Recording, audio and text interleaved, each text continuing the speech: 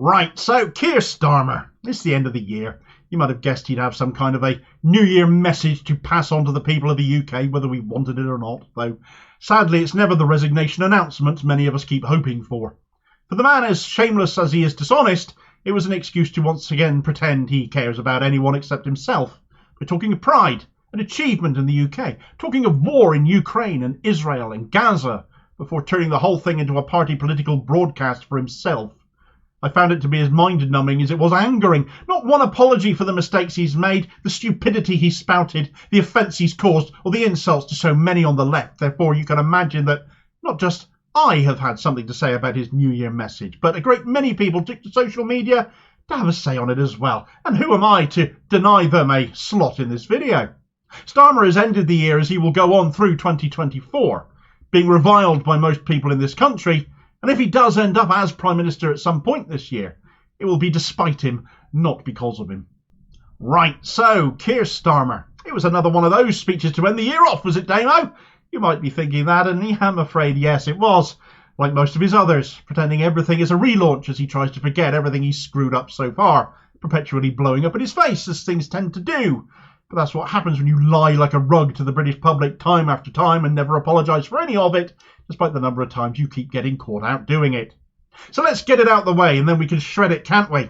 Starmer said, "On behalf of the Labour Party, I'd like to wish you all a Happy New Year. I hope you had a wonderful Christmas. 2023 has been a year of pride and achievement.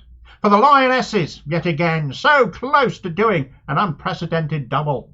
And of course a year when our country stepped into a new era with a new king, King Charles III, crowned in the spring. It has also been another tough year economically for millions of people. And beyond our shores a time of great insecurity, with war still raging in Ukraine and enormous suffering in Israel and Gaza.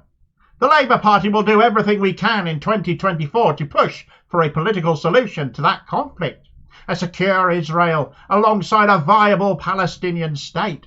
A hope that may be fragile, but that must be kept alive because there is always power in that word hope.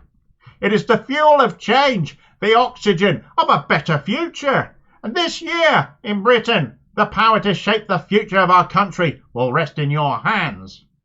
In the Labour Party, we've been building to this for 4 years. We're confident we have a plan that can move our country forward, end the cost of living crisis, take back our streets, get the NHS back on its feet, cheaper energy bills for your home, more opportunities for your children.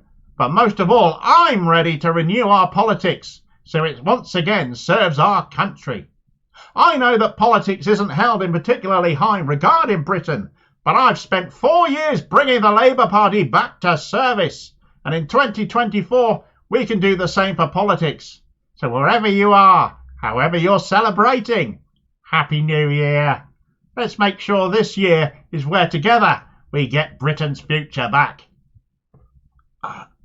Britain's future back to Blairism and back to the 1990s with you, sunshine, isn't it? My God, what a load of gut rot. Normally it's the morning after New Year we feel a little bit sick and queasy, but thanks to Starmer I'm there before I've touched a drop. Give it the treatment, Damo. I know you're thinking it, and I'd hate to disappoint you in my final video of 2023. So let's crack on.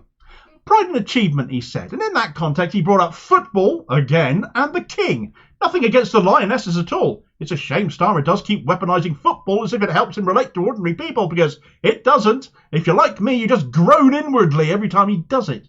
And as for extolling the virtues of the king, this comes from a guy who once campaigned to abolish the monarchy, let's not forget. So if that doesn't set the tone for Starmer's move to establishment shill without equivocation, I'm not too sure what does. If that's the sum total of what we should take pride in and what we've achieved this year, though, my goodness, it's been shit, hasn't it? But hey, we know that because we're the ones living it. A millionaire like Starmer is not.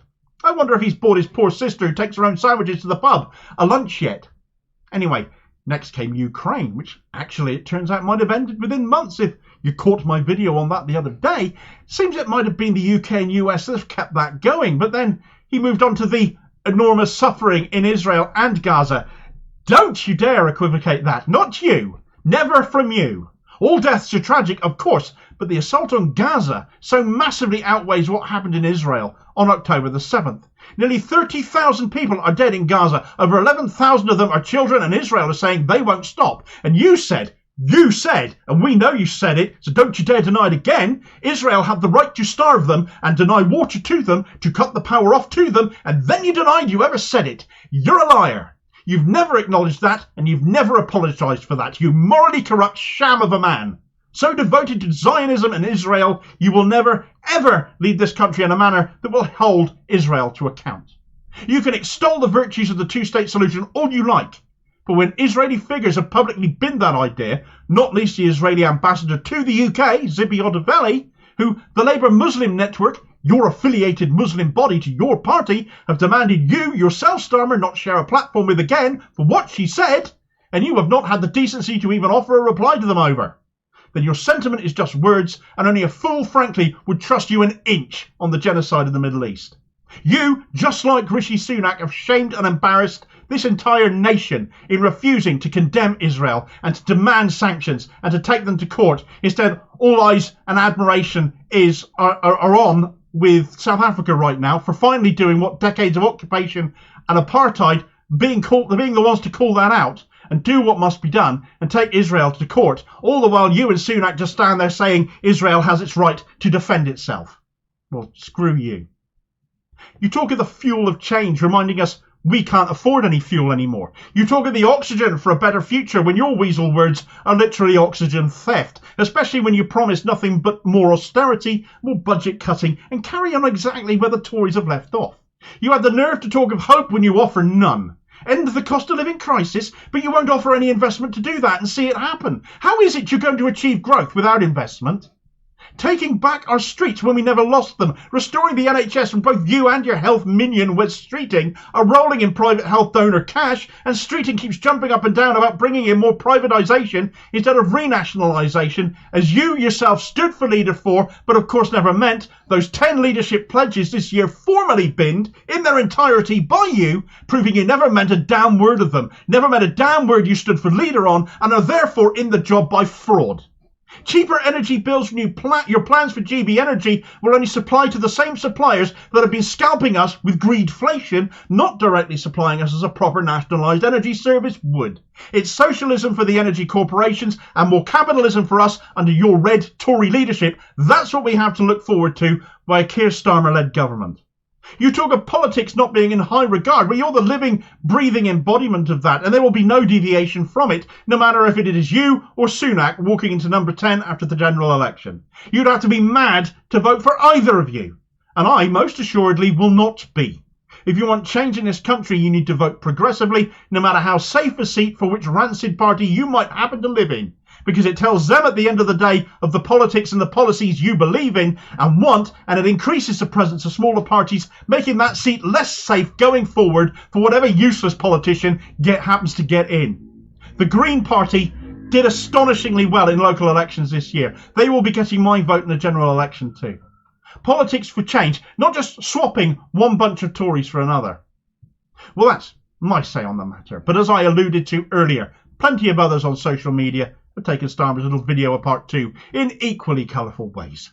Orwell420 on Twitter wrote, "The audacity! Please show us what pride you're talking about. Are you proud to support the massacre of 30,000 innocent civilians in Palestine? You had one job, and that was to not support the slaughter of babies, and you couldn't even do that. As if we're going to vote for you." Ian Prowse wrote, "This man is so profoundly cowardly and immoral he can't even find it in him to denounce a live genocide. With 10,000 murdered innocent children, that's the very least we are entitled to expect." Andy Hearn wrote, "It takes a particular kind of person to talk about pride and achievement while a genocide unfolds." There's a bit of a theme to a lot of the replies here, isn't there? Here's just a couple more. Joe Martin wrote, "I stand with the Palestinians, and yet you supported a genocide and war crimes because Israel are influencing your party financially. This says it all of what type of leader and a man you really are. Don't vote corrupt Labour."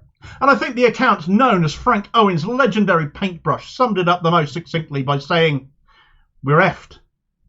Keir Starmer lies like he breathes. He is literally Boris Johnson with a hairbrush and too much Brill cream.